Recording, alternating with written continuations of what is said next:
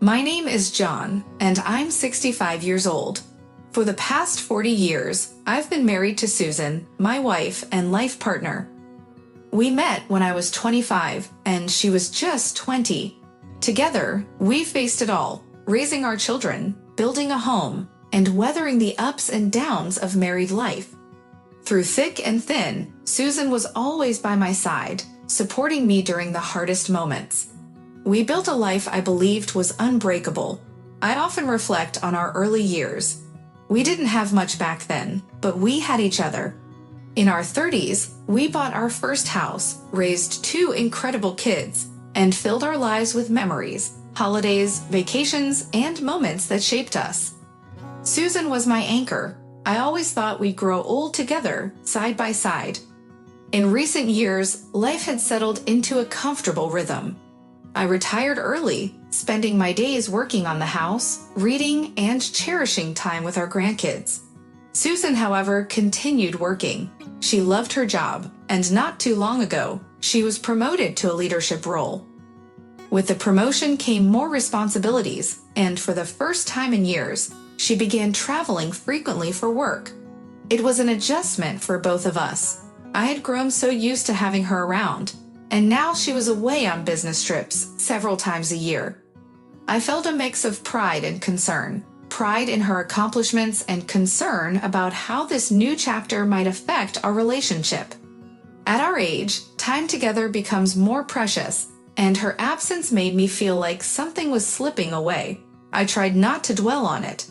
After all, we had been through so much together, and I trusted her completely. Susan had always been loyal, dependable, and loving. There was no reason to doubt her. But as her trips grew more frequent, and she returned home more exhausted and distant, I couldn't shake the feeling that something had changed. This sets the stage for John and Susan's long-standing marriage, highlighting their deep bond and the subtle shifts that began to unfold. This passage hints at the rising tension by introducing Susan's new job and increased travel, setting the stage for the emotional conflict to follow. Let me know if you'd like any adjustments or added details. It was after one of Susan's work trips that things began to feel different. She had been away for 3 days at a conference in Chicago. Normally, when she returned, she'd walk in, give me a kiss, and we'd sit down to talk about her trip and catch up. But this time, when she walked through the door, something was off. She looked more tired than usual, not just physically, but in a way that was hard to describe, like something heavy was weighing on her. Her smile didn't reach her eyes, and she said barely a few words before walking past me into the kitchen. "Long trip?" I asked, trying to keep the mood light. "Yeah, just busy," she replied, already sorting through the mail, as if avoiding conversation. I didn't press. I figured the work had been more stressful this time. With her promotion came a lot of new responsibilities. But as the evening went on, I couldn't help but notice that something was different. She wasn't acting like herself. We sat down for dinner, but she barely touched her food and kept glancing at her phone, almost as if she were waiting for something. When I asked her how the meetings went, she just muttered, "Fine," and quickly changed the subject. It wasn't like her to be this quiet or distant. Throughout our years together, Susan and I had always been able to talk about anything. When we argued, we always worked it out and moved on. But now, it felt like a wall had grown between us, and I had no idea why. The next few days were no better. She spent more and more time in her office, supposedly working late or catching up on emails. Whenever I walked in, she'd quickly put her phone down or close her laptop, as if she didn't want me to see. It was odd. We'd always been open with each other. We shared everything. Now, it felt like she was keeping something from me. I didn't want to believe anything was wrong. I've known Susan my entire life and trusted her completely. But as I kept watching her, that little voice in the back of my mind began to stir, whispering doubts I didn't want to hear. I had been in this place before, many years ago as a kid. I was the one who caught my dad cheating on my mom. I can still remember the look on her face when I told her. I never thought I'd experience something like that again. But now, sitting in my own home, watching my wife behave like a stranger, I couldn't shake the thought that I might be on the verge of reliving the same pain I'd experienced years ago. I wanted to confront her, to ask what was going on, but the words wouldn't come. Maybe I was afraid of the answer, or maybe I didn't want to hear it. Still, something had changed between us, and the uneasy feeling that everything we'd built over the past 40 years was beginning to fall apart wouldn't go away. Days passed, and things didn't get any better. Susan remained distant, barely speaking unless I asked her something directly. This wasn't like her at all. The growing tension gnawed at me, and I couldn't stand it any longer. One evening after dinner, I decided to finally address it. We were sitting in the living room, the TV on with the volume low. She stared blankly at the screen, not really paying attention to it, and I could barely focus myself. I turned to her and said, "Susan, seriously, what's going on? You've been acting so strange since you got back from that trip." At first, she didn't say anything. She just sat there, and I could see the tension building in her body. After what felt like a lifetime, she let out a deep sigh and lowered her gaze to her lap. "John," she began, her voice unsteady, "there's something I need to tell you." In that moment, my heart sank. I could feel my heart start to pound. "Okay," I said, bracing myself. I had no idea what she was about to say, but I sensed it wouldn't be good. "I made a mistake," she whispered. I slept with someone." Everything inside me froze. I didn't move or speak. I just stared at her, trying to process the gravity of what she had just revealed. "It was Tom," she continued, barely able to meet my gaze. "It happened on the last trip. Tom, her boss. I felt like I'd been punched in the gut. How could this happen after all these years?" "It was just once," she added quickly. "It didn't mean anything. I wasn't thinking straight. I don't even know why I let it happen." I still couldn't find my voice. 40 years, 4 decades, we'd been married, raised kids together, built a life. And now this. She kept talking, expressing how sorry she was, how much she regretted it, how much she loved me. But honestly, I barely heard any of it. My head was spinning, and I just couldn't wrap my mind around the reality of it all. "I'm sorry," she said again, tears streaming down her face. "I don't expect you to forgive me, but I couldn't keep lying to you." Finally, I stood up. "You need to leave," I said, my voice sounding eerily calm, even as I felt myself falling apart inside. Her eyes widened. "John, please." "I need space," I interjected, cutting her off. "Go to your sister's for a while. I can't be around you right now." She began crying harder, but I remained rooted to the spot, numb. She grabbed her phone, made the call, and just a few minutes later, she was gone. And that was it. The house fell silent, and I was left standing in the middle of the living room, utterly bewildered. 40 years of marriage, and everything felt like it was unraveling in the blink of an eye. I had no idea what to do next. I sank back onto the couch, staring at the empty space where she had just been, questioning how things had spiraled so far down. After Susan walked out that night, the house felt lifeless. I sat there, lost in thought, my mind racing yet completely blank. 40 years together, decades spent building a life, raising kids, weathering every storm that came our way, and now it felt like it was all crumbling. I didn't even know where to begin. How could she do this? I thought we had something real. I thought we were solid, that we were in this for the long haul. But apparently, I had been wrong. I sat on the couch for what felt like an eternity, trying to make sense of everything. I couldn't. Every time I thought about it, about her and Tom, my chest tightened as if I couldn't breathe. I needed to move, to escape that house. So, without really thinking, I grabbed my jacket and keys and walked out. I didn't have a destination in mind. I just drove. The streets were mostly empty at that hour, and I wasn't even paying attention to where I was going. My mind was stuck on a loop, replaying her words. Asterisk, it didn't mean anything, asterisk. How could she even say that? Of course, it meant something. It had to. You don't just throw away 40 years for nothing. Eventually, I found myself at a park a few miles from home. It was dark, and I was alone. I sat in the car, staring into the void. I was so angry, yet I couldn't express it, couldn't yell, couldn't cry, couldn't even hit something. I just gripped the steering wheel, as if it were the only thing keeping me from falling apart. When did this happen? I kept asking myself. Had I missed the signs? Had she been unhappy and I hadn't noticed? I replayed the last few months in my head, searching for where it all went wrong, but nothing made sense. Maybe I didn't want to see it. Maybe I was too comfortable believing we were okay, that we were safe. By the time I decided to head home, it was well past midnight. Walking through the door, the silence enveloped me like a shroud. It felt like entering a stranger's house. No Susan, no familiar sounds, just a heavy emptiness. I sank into a chair at the kitchen table, my head in my hands, feeling utterly lost. What do you even do after something like this? Can you forgive? Should you even try? I couldn't stop thinking about the life we'd built and how it was all hanging by a thread. Could I trust her again, or was it really over? I didn't have answers, just a million questions swirling in my mind, and I was exhausted, not just tired, but bone-deep weary. But sleep wouldn't come, not after this.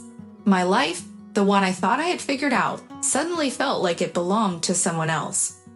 I had no idea what was supposed to happen next, and that terrified me. The following day, I woke up early, not that I had slept much at all. My body felt heavy, as if I hadn't moved in days. Everything ached, my head, my chest. Hell, even my legs felt sore, like I'd run a marathon in my sleep. I got up and made some coffee, but it did little to shake off the fog I was in. I couldn't stop thinking about what Susan had said about Tom, about how it only happened once. But did it? That question played on a loop in my mind. Was she telling the whole truth or just enough to make me stop asking questions? I don't know what compelled me, but around mid-morning, I grabbed my phone and opened Facebook. I hadn't been on there in a while, but I knew Tom's wife, Lisa, was active on it. We'd crossed paths a few times at company events, and I figured she might be able to fill in the gaps. My hands shook as I typed a message. *Hey Lisa, can we talk? She replied quicker than I expected, saying she already knew what it was about and asked if we could do a video call. I didn't hesitate. I needed answers. A few minutes later, we were on the call, and the look on her face told me everything I needed to know. She was going through hell, just like me. I found out about the affair last week, she said, her voice weary. I confronted Tom. He admitted it. I sat there, trying to process the fact that she knew. She'd known for a week. It wasn't just a one-time thing, John, Lisa continued, her expression hardening. They've been talking for months, texting, calling. I found messages dating back to January. It felt like the floor dropped out from under me. Susan had told me it was just once, that it didn't mean anything, but that was a lie, a huge one. They got close at work, Lisa said, shaking her head. It wasn't all physical, at least, not initially. It started with emotional stuff, and it just escalated. I felt sick, my chest tightened, and I gripped the edge of the table to steady myself. This wasn't what Susan had told me. She'd made it sound like a drunken mistake, like something she regretted. But this was different. This had been planned. It had gone on for months, and I hadn't had a clue. I struggled to find the right words to respond, so Lisa kept talking. She explained how she had noticed Tom pulling away, spending more time at work, and coming home late. When she confronted him, he brushed her off with excuses until she discovered the texts. After that, there was no denying it. I'm leaving him, Lisa declared, her voice suddenly firm. I've already started packing his things. I nodded, unsure of what to say. Everything felt so heavy, as if the air had been sucked out of the room. What about you? She asked. What are you going to do? That was the million-dollar question, wasn't it? What was I going to do? I don't know, I admitted, my voice barely above a whisper. I honestly don't know. We continued talking, but my mind was spinning the whole time. I was trying to keep it together, but inside, I felt like I was falling apart. When we finally said our goodbyes, I just sat there, staring at the screen after the call ended. Susan had lied. I had given her the benefit of the doubt, and she had lied to my face. I couldn't tell what hurt more, the betrayal or the fact that she couldn't even share the whole truth with me. I sat there, my mind racing, trying to figure out what to do next. I knew I needed to talk to Susan again. I needed to know if she would come clean, or if there was even more she hadn't told me. But honestly, I wasn't sure I could handle hearing anything more. After that conversation with Lisa, I felt like I was back at square one, or worse. The realization that it wasn't just a one-time fling, that this had been going on for months, felt like a punch to the gut. I spent most of the day pacing around the house, trying to calm myself down, but nothing worked. I couldn't stop thinking about it, and the more I thought, the angrier I became. By the time evening rolled around, I knew I couldn't keep avoiding it. I had to talk to Susan again, and this time I needed the truth, the whole truth. I picked up my phone and texted her. "We need to talk. Come by the house tonight." She quickly replied that she'd be there in an hour. I wasn't sure if I was ready, but I knew we had to have this conversation, no matter what. I wouldn't let her avoid it any longer. When she walked in, the tension in the room was palpable. She looked as though she'd been crying. Her eyes were red, and she kept fidgeting nervously with her hands. But I wasn't in the mood to feel sorry for her, not after what I just discovered. "We need to talk," I said, standing by the kitchen counter. I wasn't about to sit down for this. "I know," she whispered, taking a seat at the table. I took a deep breath. "I talked to Lisa today," I began. "She told me it wasn't just a one-time thing. Susan, you've been seeing him for months." Her face went pale, and she glanced down at her hands, not even attempting to deny it. "I'm so sorry, John," she said quietly. "I didn't know how to tell you. I didn't want to hurt you more than I already had." "More than you already had," I echoed, my voice rising. "Susan, you didn't just cheat once. You lied to me. You've been lying for months. You let me believe it was a mistake, a one-time thing, when all along you were seeing him behind my back." "I know," she said, tears beginning to spill down her cheeks. "I know, and I'm so sorry."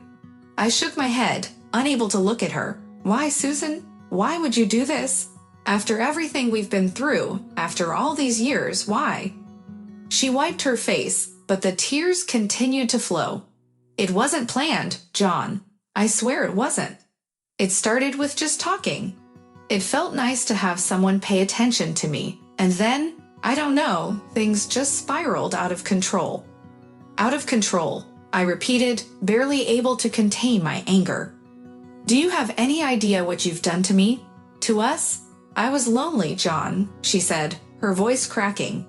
"I didn't mean for it to go this far. I was just lonely." That word hit me like a slap in the face. We'd been married for 40 years, built a life together, raised kids, and faced everything hand in hand. And now she was telling me she did this because she was lonely. "I don't know what to say," I said, my voice shaking. I don't know if I can ever forgive this. Susan, I don't know if I can ever trust you again." She sobbed softly, burying her head in her hands. "I don't expect you to forgive me. I know I've ruined everything, but I love you, John. I love you, and I'll do whatever it takes to make this right. I'll quit my job, go to therapy, and give you access to everything. My phone, my emails, anything you need to trust me again." I wanted to believe her. God, how I wanted to believe her. But the pain, the betrayal, it was overwhelming. I couldn't see how I could ever look at her the same way again. "I need time," I finally managed to say, my voice hoarse. "I don't know what's going to happen. I just need time to think." She nodded, tears still streaming down her face, and rose slowly. "I'll go back to my sister's for now," she whispered. "But please, John, just think about it. Please." I remained silent as she walked out the door.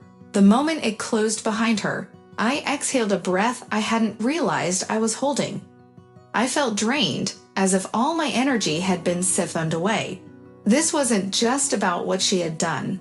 It was about the fact that she'd lied to me for so long, letting me believe a false reality. Now, I had to confront whether I could live with that. I wasn't sure I could. The following days blurred together. I stayed in the house, trying to keep up with my routine, but nothing felt right. Every corner reminded me of her, of us. The silence was suffocating. The bed felt disproportionately large. Even sitting at the kitchen table felt odd without Susan's presence. I couldn't shake the memories of all the years we'd shared and how it had come to this. How do you even start to rebuild after something like this? Every time I thought of her, a fresh wave of pain crashed over me. I kept replaying her words in my head. She was lonely. Lonely. After all these years together, that was what led her to this? It made no sense.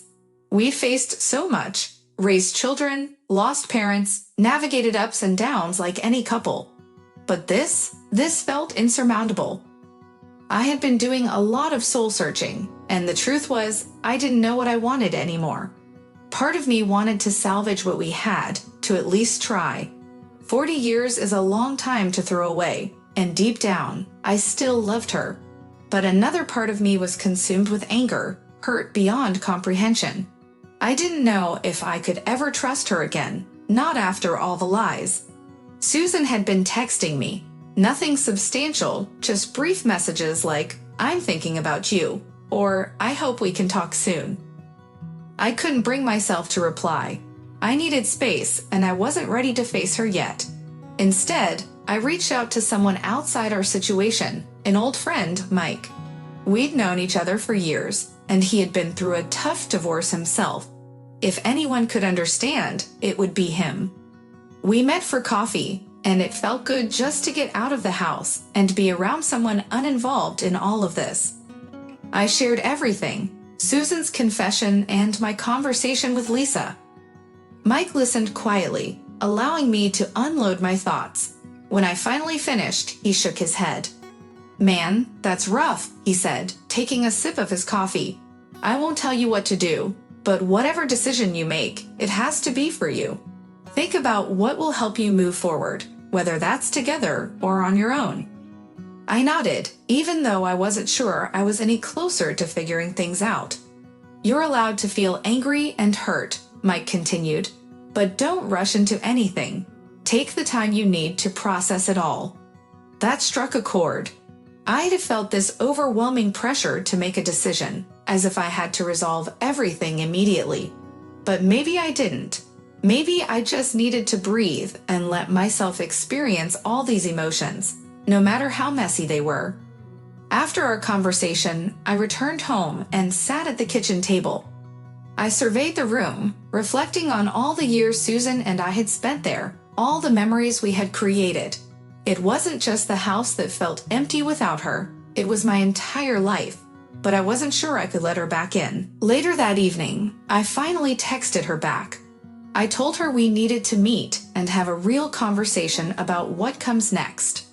I had no idea where it would lead, but I knew I had to face it. She arrived the next evening. The moment she stepped in, I could sense her nerves. She sat down across from me at the table, and for a moment, we lingered in silence.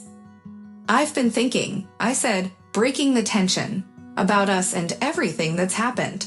She nodded, her eyes filled with remorse. "I know I hurt you, John, and I don't expect things to go back to how they were. I just want you to understand how much I love you. I'm willing to do whatever it takes to fix this, but I know it's ultimately up to you." I looked at her, and for the first time in days, I felt a bit less angry. I wasn't sure if it was because I was beginning to heal or if I was just too tired to keep holding on to my rage. "I don't know if I can forgive you," I admitted, "at least not right now. But I also don't want to make any decisions I might regret later." She nodded, wiping away a tear. "I understand."